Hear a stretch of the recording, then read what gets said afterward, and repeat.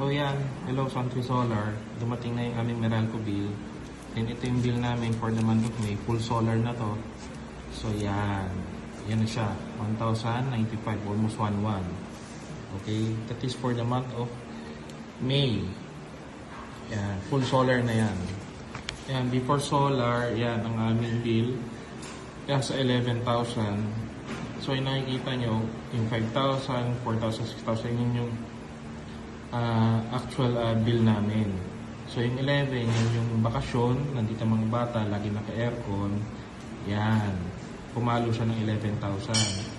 So nung nagpa-solar kami, May 3, yan, naging 4,000 na lang siya. So mahigit kalating buwan pa yung nakuha. So naging 4,000. Ngayon, nung full solar na siya, yun eh, binayaran namin.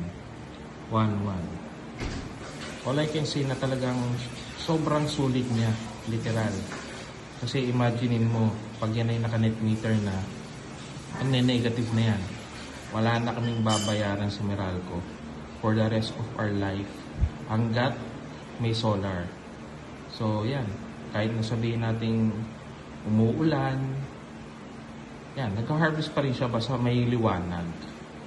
So yun, sa mga ibang nagbabalak o nagdadalawang isip na magpa-solar, ayan ma'am, katibayan po yan mga ma'am, sir, yan. Yan yung bill.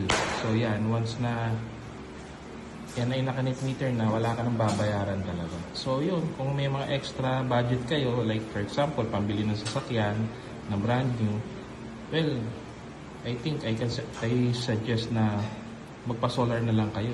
Kasi imagine niyo, yan, wala na kayong babayaran every month, samantalang sa brand new car, yan, monthly may babayaran kayo. So, yun talaga, investment talaga siya. Napakagandang investment. So, yun. Thank you, Santry Solar.